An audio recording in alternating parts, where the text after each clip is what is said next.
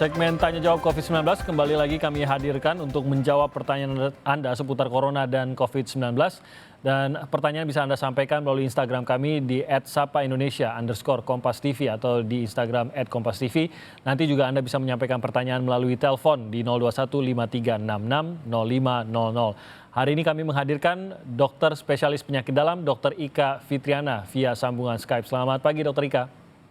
Selamat pagi, Mas Timothy. Terima kasih, Dok, sudah bergabung bersama kami. Semoga dokter juga sehat terus. Amin, ya Rabbal alamin. Oke, kita langsung mulai saja, Dok, dari pertanyaan yang sudah disampaikan melalui media sosial kami Instagram. Yang pertama ini pertanyaan dari @tukangvideokeliling. Mau tanya, Dok, seberapa kuat virus COVID ini dari virus-virus lainnya? Kok ini bisa sampai menjadi pandemi, sementara virus lain kita baru mengalami sekarang ini menjadi pandemi? Ya, betul. Memang ini yang menarik adalah virus ini kita sebut dengan novel coronavirus ya. Jadi novel coronavirus itu artinya coronavirus yang materi genetiknya baru ya, novel ya. Sesuatu yang baru ya tentu pertama sangat mengejutkan ya, karena kita belum tahu sifat-sifatnya. Kita masih meraba sifatnya kan pada saat awal ya. Ya. Nah, jadi karena dia novel coronavirus, kita belum tahu sifatnya dan ternyata dia memiliki sifat yang sangat mudah menyebar ya. Sangat mudah menyebar dan dia bisa tidak bergejala. Nah itu ya, kadang-kadang kan kita baru aware kalau kita tuh ada sakit ya, baru kita melakukan masker dan sebagainya ya. Namun karena dia bisa mengenai bisa tidak menimbulkan gejala sehingga orang merasa dia sehat, kemudian dia melakukan perjalanan dan dia menularkan kepada orang lain ya. Nah itu yang pertama sifatnya. Yang kedua, nah ternyata virus ini baru kita ketahui kemudian dia menyerang suatu reseptor yang sangat penting.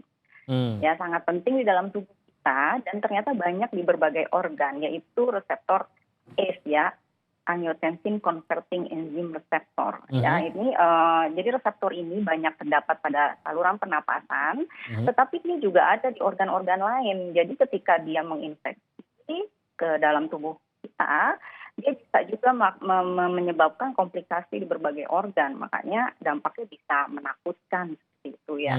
Jadi memang pada beberapa kelompok yang kita tahu memiliki komorbiditas ya, misalnya ada penyakit hipertensi, diabetes, atau dia usianya lanjut, pada perokok gitu ya, itu bisa menyebabkan komplikasi yang lebih berat. Nah itu juga menakutkan ya.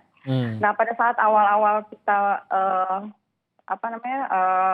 mengetahui virus ini ada di Wuhan, tetapi kan kita waktu itu sudah traveling ke berbagai negara gitu ya, sehingga terjadilah penyebarannya lintas negara jadi pada akhirnya. Jadi yang paling membuat virus ini sampai menjadi pandemi itu justru kemudahan penyebarannya itu ya, Dok ya? Yes, dan dia ternyata juga bisa bertahan di berbagai permukaan ya, bahkan katanya sampai 5 hari.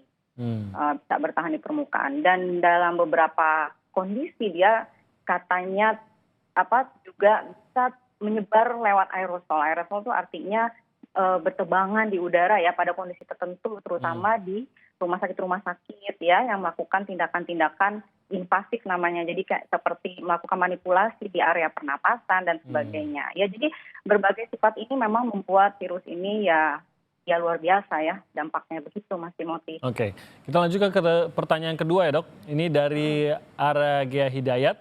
Apakah virus corona ini bisa kambuh secara berulang, Dok?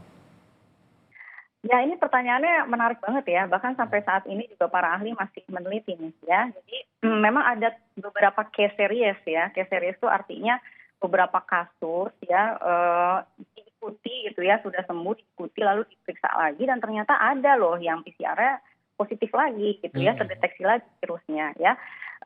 Namun demikian kabar baiknya tubuh kita juga membentuk imunoglobulin, jadi antibodi kita juga sudah terbentuk sehingga kita memiliki daya tahan tubuh yang cukup untuk melawan virus tersebut. Jadi walaupun beberapa case series menunjukkan ada lagi ya virusnya, tetapi dia tidak bergejala dan tidak menimbulkan dampak ya, karena kita sudah memiliki daya tahan tubuh yang cukup. Jadi bisa terjangkit lagi begitu ya, tapi kita sudah lebih tahu, tubuh kita lebih tahu cara melawannya, begitu mungkin sederhana ya, Dok? Iya betul, beberapa penelitian ternyata menunjukkan ada loh yang positif lagi ya. Kita tidak tahu apakah dia virusnya kambuh lagi, artinya virus di dalam tubuhnya bereplikasi kembali atau memang ada dari luar, tetapi yang pasti tubuh kita kita sudah memiliki imunitas yang baik untuk melawan virus tersebut, gitu Oke. Mas Timothy. Jadi tetap physical distancing, tetap pencegahan. Oke, ini terkait dengan imunitas tadi. Pertanyaan ketiga Ya. dari Tisha Rizka. Jenis vitamin apa yang paling tepat untuk membangun antibodi atau imunitas dalam mencegah kita terinfeksi COVID-19, dok? Oke, ya. Ya memang selama ini ya kita banyak sekali ya iklan-iklan atau apa yang menawarkan berbagai itu produk gitu ya. Ya. Ya memang dalam berbagai penelitian yang berhubungan dengan infeksi virus adalah pertama vitamin C. Vitamin C itu memang dalam berbagai penelitian sebelumnya untuk infeksi virus yang lain ya memang ada beberapa yang melaporkan dampaknya yaitu memperpendek masa infeksi ya atau dia mencegah ya melalui sistem imun yang lebih baik ya. Namun vitamin C ini juga memiliki dampak positif lain loh. Dia memperbaiki mukosa pernapasan ya. Jadi sistem imun kita kan berlapis ya. Jadi ketika virus masuk ke saluran pernapasan kita harus punya barrier yang baik juga di pernapasan. Nah, vitamin C itu memiliki efek positif itu juga ya. Jadi kita harus memastikan vitamin C kita konsumsinya cukup. Oke. Yang kedua yang sering diteliti adalah vitamin D, Mas. Vitamin D ini akhir-akhir ini jadi primadona ini loh ya vitamin D. Jadi karena orang yang kekurangan vitamin D itu ternyata lebih mudah terinfeksi penapasannya ya. Jadi juga pastikan vitamin D kita cukup. Oke. Ya. Utamanya itu ya, vitamin C dan vitamin D ya. Betul. Oke. Baik dok, kita akan kembali lagi dan menjawab pertanyaan yang disampaikan melalui telepon. Kita akan menerima telepon dari pemirsa. Usai jeda berikut ini Anda bisa menghubungi kami sekarang di 021 5366 0500 dan pertanyaan Anda nanti akan dijawab oleh Dr. Ika sesaat lagi.